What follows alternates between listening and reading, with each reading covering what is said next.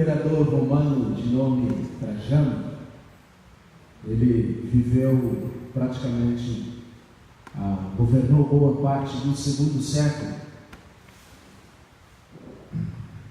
Ele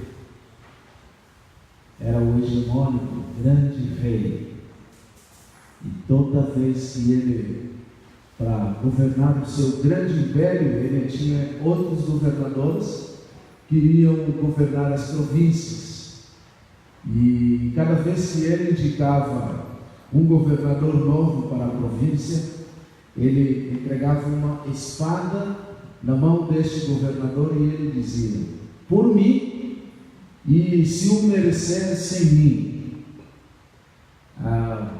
A ideia é a seguinte, que através daquele símbolo representado pela espada, aquele governador de província estava recebendo uma autoridade com a qual ele iria governar com justiça os seus habitantes daquela província. Isso significa que ele dava essa espada para usar em seu favor e em seu nome, em nome do imperador. Mas se porventura o próprio imperador fosse alvo de alguma acusação e que merecesse ser disciplinado, então ele também seria disciplinado por aquela espada que o imperador estava dando ao governador.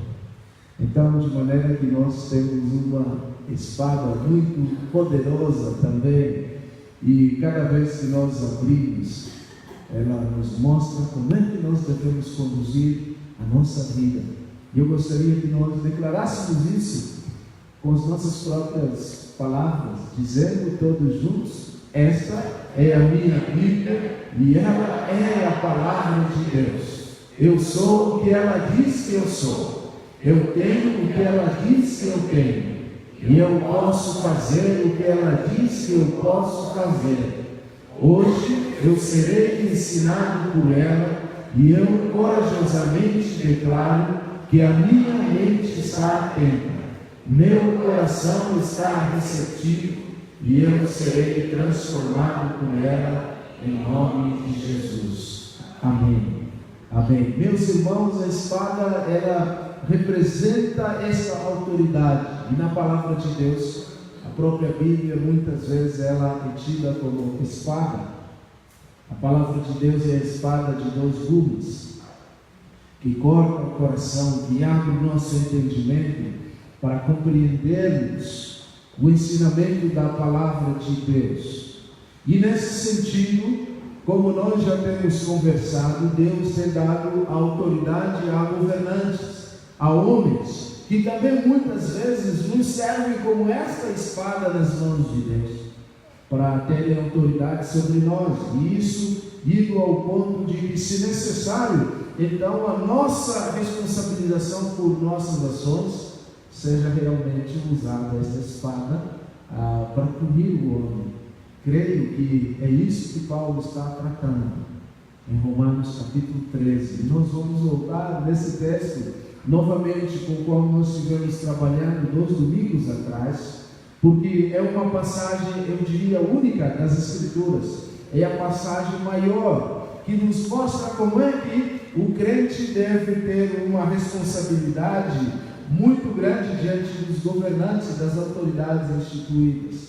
As atitudes do crente em relação ao Estado que está ali presente, aos governantes, como é que o crente deve viver diante dessa realidade. Novamente nós retomamos o mesmo texto com o qual nós trabalhamos 2 domingos atrás, e eu peço para que façamos a leitura deste texto juntos.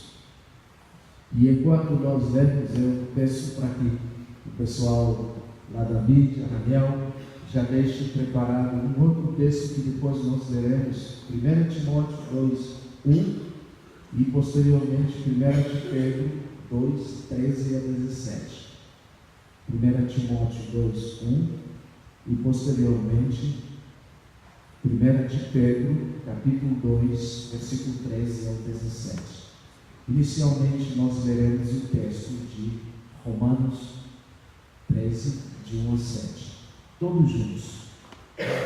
Todos devem sujeitar-se às autoridades governamentais, pois não há autoridade que não venha de Deus. As autoridades que existem foram por ele estabelecidas. Portanto, aquele que se rebela contra a autoridade está se colocando contra o que Deus instituiu, e aqueles que assim procedem trazem condenação sobre si mesmos. Pois os governantes não devem ser temidos, a não ser pelos que praticam o mal. Você quer viver livre do medo da autoridade? Pratique o bem, e ela o enaltecerá, pois é serva de Deus para o seu bem. Mas se você praticar o mal, tenha medo, pois ela não porta a espada sem motivo. É serva de Deus, agente da justiça para punir quem pratica o mal. Portanto, é necessário que sejamos submissos às autoridades, não apenas por causa da possibilidade de uma punição, mas também por questão da consciência. É por isso também que vocês pagam imposto, pois as autoridades estão ao serviço de Deus, sempre dedicadas a esse trabalho. Deem a cada um o que lhe é devido, sem imposto, imposto, se tributo, tributo, se temor, temor, se honra, honra. Que Deus nos ajude nesse texto muito grande. Queridos, poucos textos no Novo Testamento nos ajudam a compreender a nossa responsabilidade como crentes diante dos governantes, diante das autoridades. Bem poucos textos. Para ser mais preciso, talvez são 3. E é por isso que eu peço para que o Raniel nos ajude nesse sentido, para lermos os outros 2 textos. O primeiro deles, 1 Timóteo, capítulo 2, versículo 1. Todos juntos. Antes de tudo, recomendo que se façam súplicas, orações, intercessões e ação de graças por todos os homens. Versículo 2 do 1 Timóteo ainda. Já ele aparece. Então nós fazemos oração por todos os homens, versículo 2, pelos reis e por todos os que exercem autoridade, para que tenhamos uma vida tranquila e pacífica, com toda a piedade e dignidade. Ok. Agora 1 de Pedro, capítulo 2, versículo 13 ao 17.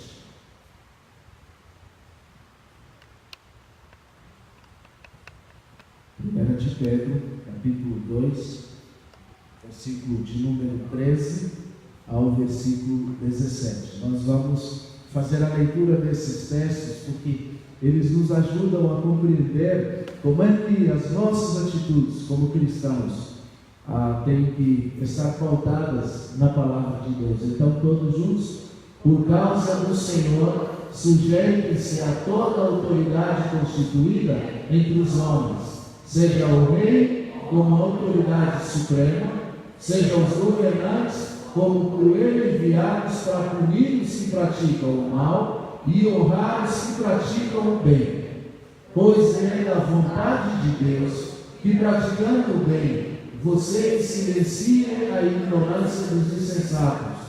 Vivam como pessoas livres, mas não usem a liberdade como desculpa para fazer o mal. Vivam como servos de Deus. Tratem a todos com devido respeito. Amem os irmãos, temam a Deus e honrem o Rei. Que Deus nos ajude. Interessante a fala de Pedro, né?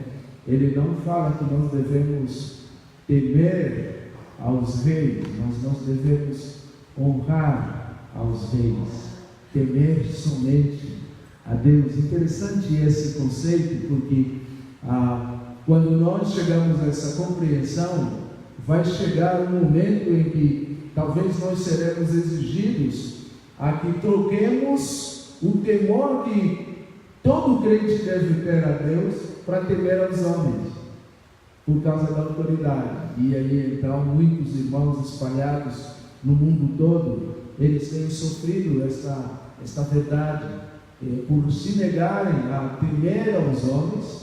Às vezes eles sofrem, mas nós devemos honrar aqueles que estão revestidos de autoridade. Nós devemos fazer isso. Agora, você poderá me perguntar: o que eu tenho a ver com esta questão de relacionamentos? Por que eu tenho que me importar?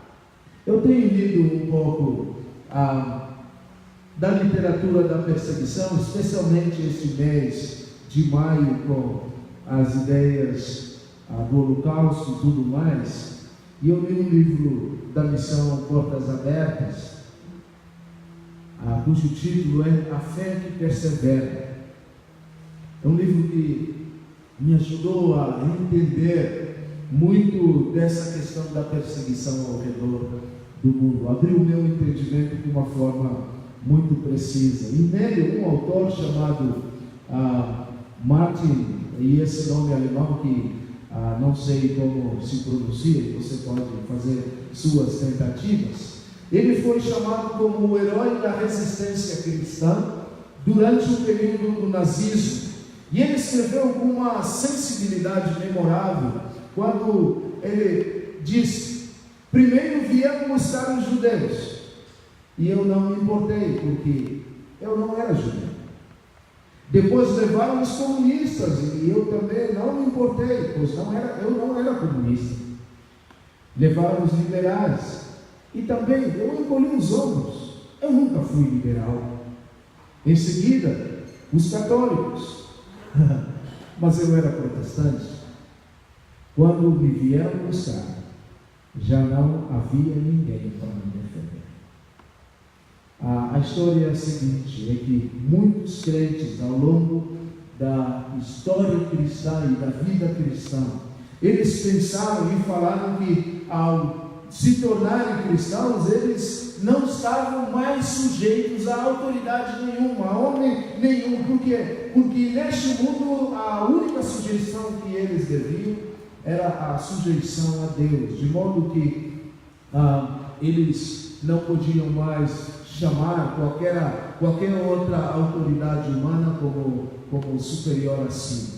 E então, nesse sentido, eles diziam que este mundo é o mundo de Deus. Deus o criou, Ele formou homem e mulher, e então Ele sujeitou homem e mulher à autoridade de Deus, e por conta disso, eles não deviam temer jamais. Mas, meus irmãos, o fato é que este mundo, ele caiu, e mesmo que ele está debaixo da queda, Deus ainda tem levantado homens e mulheres que exercem autoridades, e dos quais nós estamos sujeitos, e dos quais nós devemos estar preparados para obedecermos. Hoje eu quero falar um pouco sobre os limites da nossa obediência. Como é que nós devemos fazer isso? Como é que eventualmente nós temos que confrontar aqueles que, como Trajano estava dizendo, se for preciso por mim, e se for preciso, então sem mim, se eu merecer. Como é que nós devemos lidar quando um governante ultrapassa esses limites da autoridade? Uma das lições que talvez a gente aprende ao longo da história americana, a gente pode aprender com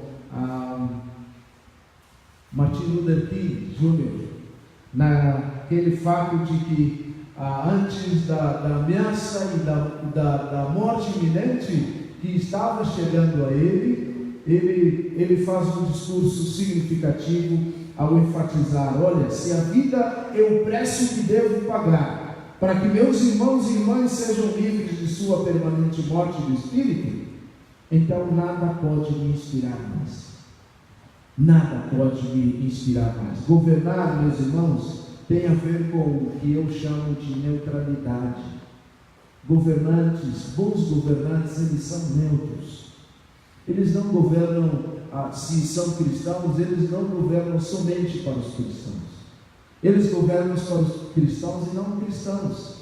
Os governantes não cristãos também, aqueles que têm um caráter e uma conduta de cidadãos e cidadãs, eles governam para todos, inclusive para os cristãos.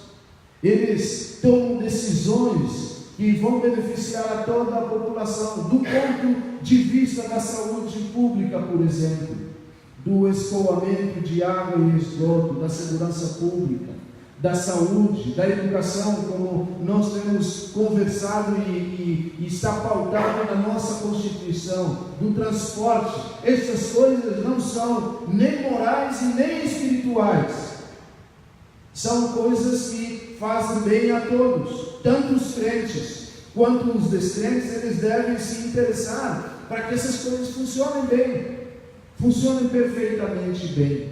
De igual modo, questões relacionadas com, por exemplo, o crescimento econômico, crescimento da riqueza do país, são questões que não são nem morais e nem espirituais.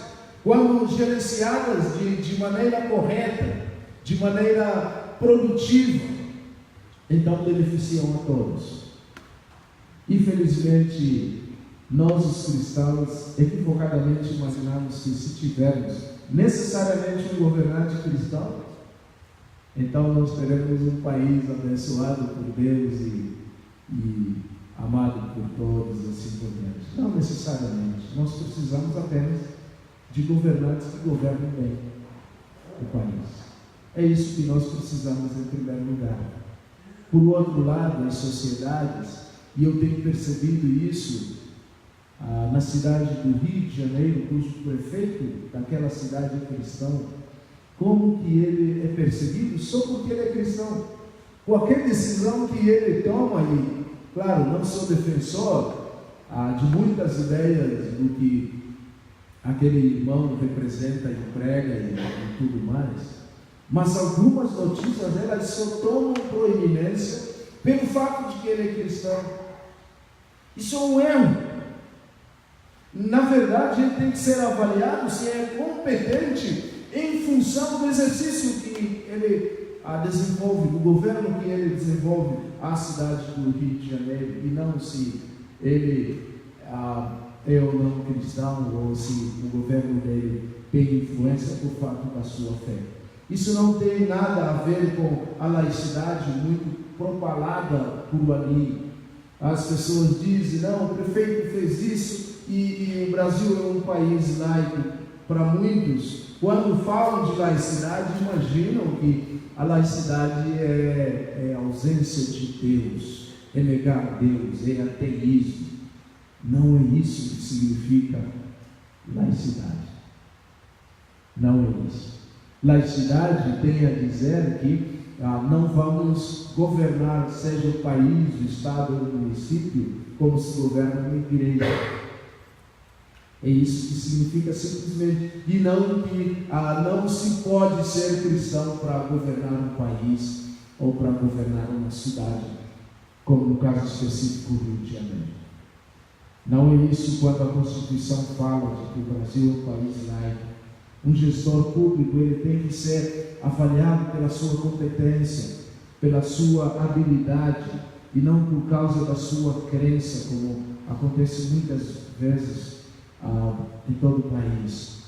Esse texto que nós lemos, eu quero olhar para ele, meus irmãos, nesta noite, como um foco voltado de que precisamos ser corajosos e não negar a fé, se necessário for. 1 Timóteo, capítulo 2, versículo 17. Honrar o rei, mas temer somente a Deus. Se necessário for,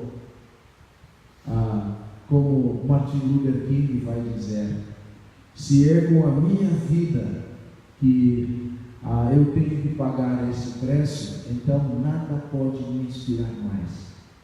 Nada mais. O crente ele tem que buscar esta realidade, ter coragem e não negar a fé diante de qualquer governo. Uma das coisas que estávamos conversando ontem, pastor Gilson e eu, a respeito do irmão André, fundador da missão Portas Abertas. Como aquele irmão tinha coragem de levar Bíblias para a cortina de ferro, para o leste europeu, países fechados contra qualquer ideia da propagação da palavra de Deus. E com fusquinha dele, que se tornou símbolo da própria missão hoje, ele entrava naqueles países e saía, distribuindo Bíblias, claro, confrontando aquelas autoridades. Se necessário for, ter coragem, mas de qualquer forma, lembrando que só fazemos isso quando esses governantes exigem o temor devido somente a Deus. Somente nessa condição. Quando um governante se coloca diante de um crente e diz: ou você tema a Deus ou morre. Ou você desobedece a palavra de Deus, ou deixa de ser brasileiro. Claro que não chegamos a esse ponto, mas são apenas exemplos hipotéticos, distantes. Quando chega a esse ponto, o crente tem que ter esta coragem dada por Deus e tem que orar para dizer: Deus, me ajude a sofrer por teu nome.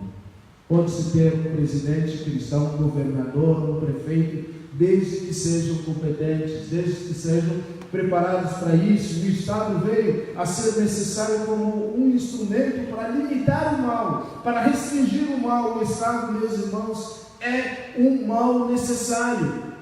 É um mal necessário. Ele veio a existir para quê? Para que negativamente advertir, punir as ações dos malfeitores.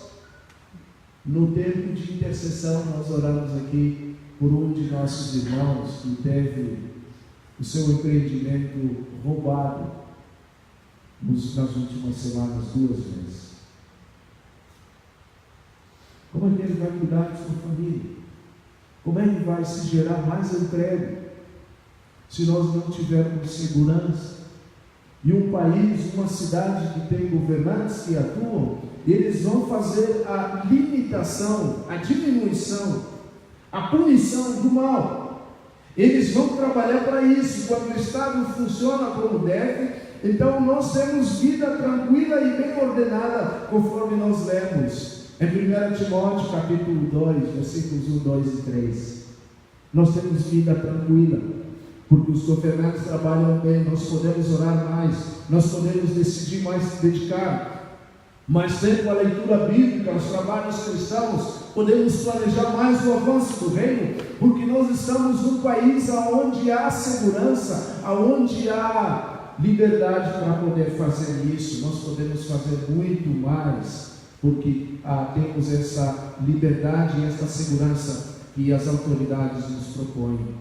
É bom para o povo cristão que o Estado cumpra a verdadeira função pela qual ela foi instituída, de manter a ordem e a paz, manter a segurança dos seus cidadãos. Mas eu devo apressar-me e acrescentar de que há restrições a essa declaração. Sim, há limites fora dos quais a obediência não é verdadeira.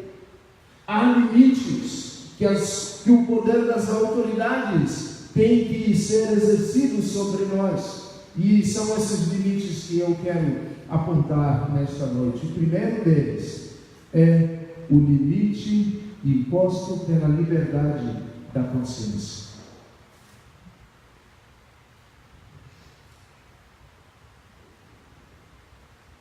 Eu não sei por quanto tempo não seremos chamados para discutir a questão da legalização do aborto no Brasil. A razão disso porque muitos países perto de nós, na América do Sul, já estão fazendo essa abordagem, ou já fizeram. A Argentina recentemente teve a mobilização do país, praticamente o país todo dividido entre os favoráveis e os contrários. A proposta passou no Congresso, mas não passou no Senado. E eu não sei por quanto tempo mais essa discussão não virá à tona. No Uruguai, bem pertinho aqui também de nós, a liberdade já é concedida.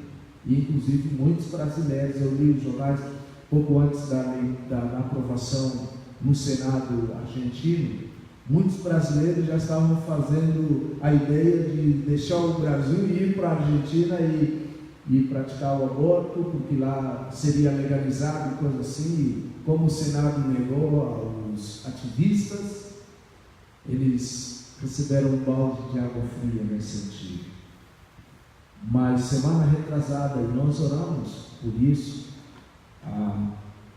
muitas autoridades no Brasil também se dirigiram para Brasília fazer essa discussão na consulta que a ministra Rosa Weber chamou os dois lados, os favoráveis e aqueles que defendem o direito à vida, para dizerem não. Eu não sei por quanto tempo, mas os canais de televisão que não perdem tempo, eles começaram a fazer reportagens dos países que legalizaram o aborto. Numa dessas reportagens desenvolvida no Uruguai, chamou-se um médico. Imagino que aquele médico não seja cristão, mas talvez também seja, não sei. E a repórter perguntou para ele: o senhor faz o aborto legalizado? O médico disse: eu não faço isso. Mas por quê? Por causa da minha consciência. Aquele médico estava dizendo: olha, em 12 semanas ou em 14 semanas, como alguns querem dizer, um feto gera vida, é uma pessoa, e então por causa disso eu não posso fazer isso. Eu atendo, encaminho o paciente e aí procuro outro médico para fazer o procedimento. Meus irmãos, o Estado jamais deve tiranizar a nossa consciência. Isso está claro e patente nas Escrituras, de que se o Estado se puser entre mim e a minha relação com Deus, necessariamente eu não devo obedecer. Não. E ao longo da história do cristianismo, muitos cristãos estiveram diante dessa situação real. Estiveram enfrentando o Estado. O Estado romano não somente via o imperador como governante, por exemplo, mas também ele era adorado como Deus. César era Senhor. Essa era a tônica de como o cristianismo veio existir.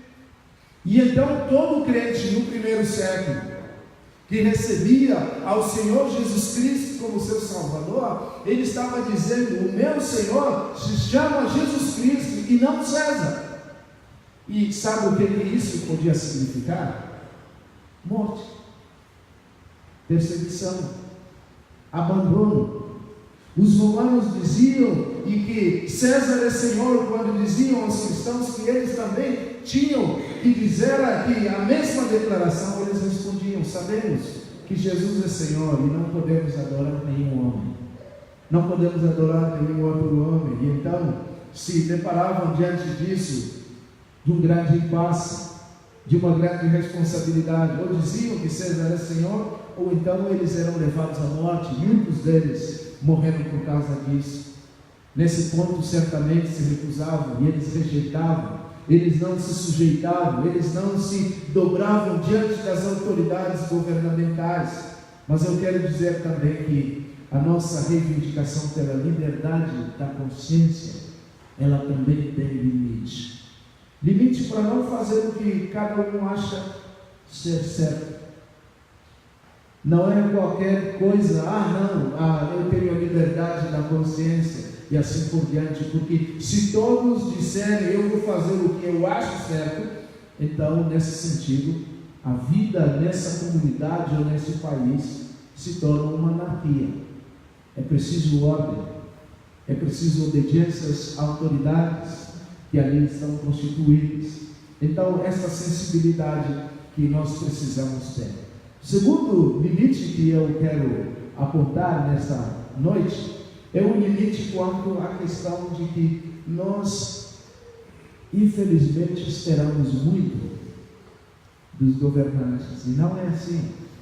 Aqueles que nos falaram da fé, aqueles que nos ensinaram, os crentes, especialmente no século XVI, nos ensinaram a esperar mais de Deus e não dos governantes, e não dos homens. Nós esperamos muito das autoridades. O cristão não deve esperar demais do Estado, deve interessar-se sim de ver, de participar ativamente, de trabalhar para a modificação do seu entorno, da sua sociedade. Deve votar e votar bem. Está chegando o período da campanha na televisão, dia 31 começa, rádio e televisão. Não, eu não gosto do horário de propaganda política. E aí muda de televisão. Você precisa conhecer os candidatos dos quais vai votar.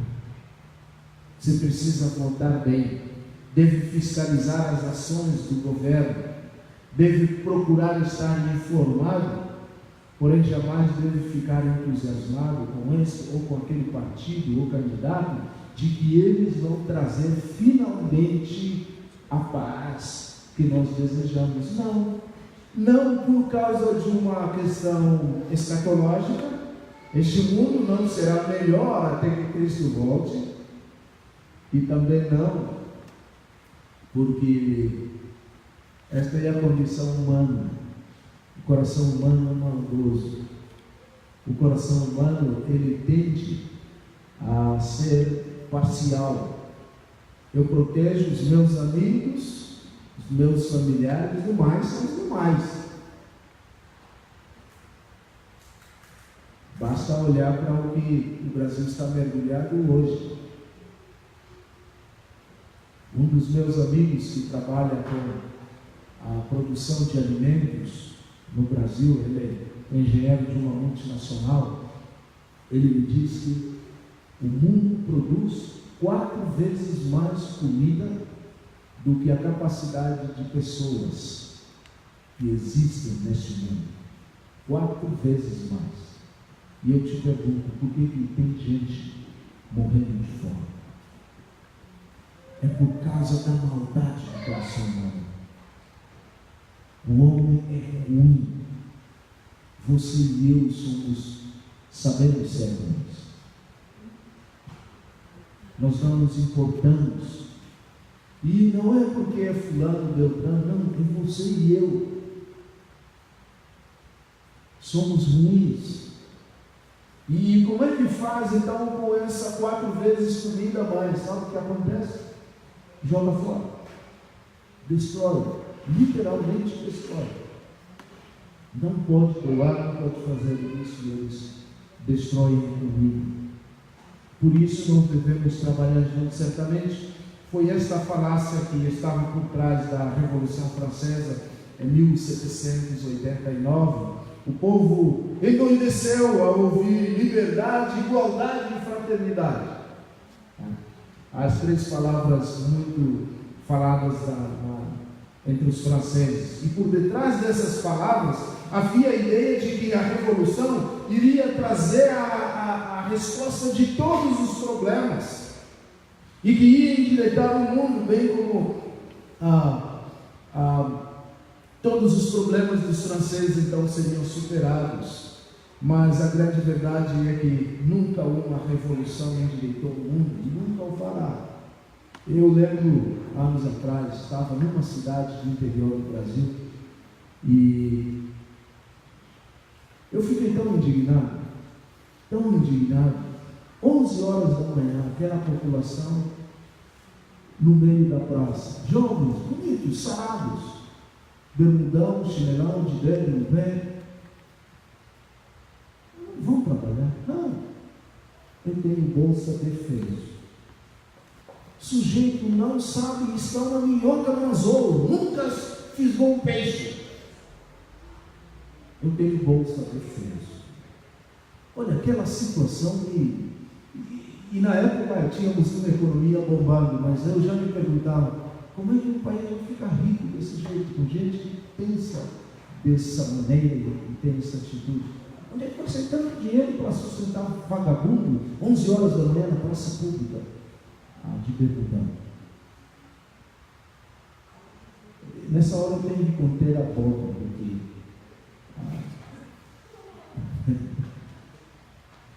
perigoso até apanhar. Nós não podemos ter mais do que essa expectativa, irmãos. Não devemos esperar demais de governante nenhum, porque a atividade que compete ao Estado é principalmente uma atividade negativa.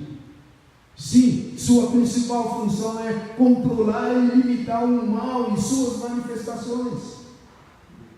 Enquanto se pensa em aumentar a Bolsa Defesa, tem gente assaltando o Banco Central, levando bilhões de reais. Não dá para ter expectativa. O governo não vai suprir tudo. Claro, há ações próprias do governo, como por exemplo o sistema de saúde, e assim por diante. Mas nós não podemos esperar que o governo vai fazer de tudo para nós. Aqueles que nos pregaram a fé, a reforma protestante, ele nos ajuda a pensar que nós devemos arregaçar as mangas da camisa. Por quê? Porque nós contamos com a bênção de Deus, e com a bênção de Deus do nosso lado, e nós vamos trabalhar, e nós teremos as necessidades supridas, sem precisar deixar ao Estado. O Estado então vai cuidar daquilo que nós não podemos.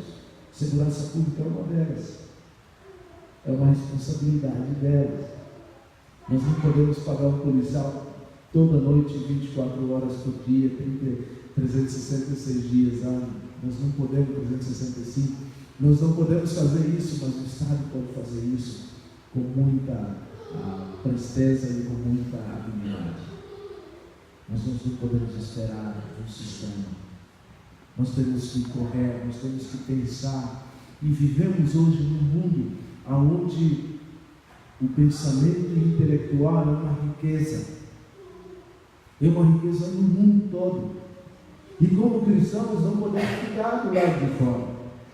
Terceiro limite e último que eu apresento nesta noite é o limite de não fazer justiça ou o limite de fazer justiça com as próprias mãos. Nenhum governante, por maior que seja a sua autoridade. Aliás, estamos vivendo uma realidade muito vívida, né? Parece que já tivemos na história do Brasil, agora a mente me falta, parece que tivemos 1 ou 2 ex-presidentes que foram para a prisão, mas não nos nossos dias. Ex-presidente na prisão somente nos nossos dias. Eu acho que faz mais de 100 anos que tivemos um ex-presidente que foi à cadeia e interessante. O que é que isso mostra? É que a lei é para todos. É para todos. Ninguém tem que fazer justiça com a própria mão. Não, esse é meu, esse é... Não. Errou, cometeu crime, fez algo errado, o parâmetro é para todos, porque senão não é justiça, senão não é governo. Nenhum ser humano como indivíduo isolado está autorizado a fazer a lei com as suas próprias mãos, para beneficiá-lo, assim punir os seus opositores, como acontece, por exemplo, nas nações que são governadas por ditadores. É isso que acontece. Se opôs ao princípio de quem está governando, então é fascista, é isso e aquilo outro, é sempre um monte de nomes, e aí então é condenado a prisão, a terrorismo e assim por diante. Punir o mal é uma prerrogativa de Deus. É isso que Deus faz. É com base nisso que, com justiça, nós condenamos as ações de Hitler, por exemplo, e também de Mussolini. que mataram muita gente, que destruíram famílias, e de tantos outros líderes tiranos que têm que se levantar nos nossos dias, ou têm se levantado neste mundo. Verdade é que nem sempre é tão fácil obedecer a certos governos. Nem sempre. No Brasil, não precisamos ir tão longe. O Brasil de 64, o Brasil da ditadura, o Brasil da perseguição. Pessoas ainda hoje são procuradas porque não se sabe para onde elas foram levadas. Afinal de contas, nós não vivemos em um mundo perfeito e o governo pode se tornar, quem sabe, parte do problema que nós vamos enfrentar, ao invés da parte de solução. O que fazer então em situações semelhantes? O que fazer em momentos como esse? Nós devemos pagar imposto a um governo que apoia clínicas de aborto? Deve um cristão ir para a guerra, especialmente guerras injustas, como tem havido em muitos países? Deve a igreja apoiar a pena de morte? Essa discussão nós, vez por outra, está levantando no Brasil. A resposta para estas e outras questões dependerá da consciência, sim, de cada um. Dependerá. Não obstante, qualquer crente que se sinta impelido a transgredir a lei em nome da justiça e da fé, deverá agir sem violência e deverá estar preparado para ter coragem de enfrentar a expressão da sua fé, as consequências de sua desobediência civil. Deverá estar preparado, ter coragem. Esta, meus irmãos, é a segunda mensagem neste texto, cheio de muitas verdades bíblicas, muitas. Um texto que nos mostra de uma forma mais extensa, mais longa, como é que nós devemos expressar a nossa atitude diante dos governantes. E nós temos conversado que o governo, em primeiro lugar, é uma instituição divina.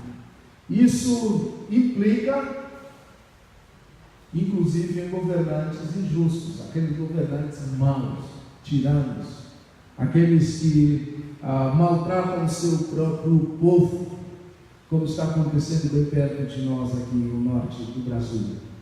Uma vez que a ausência de total estrutura de governo fomenta anarquia e desastre sociopolítico e econômico também, que nós não conseguimos mensurar. Basta lembrar a recente greve dos caminhoneiros, o que provocou. Uma das senhoras, Dona Elizabeth Litz, já faleceu, já está com o Senhor. Ela nasceu na Alemanha e viveu o período da Segunda Guerra Mundial.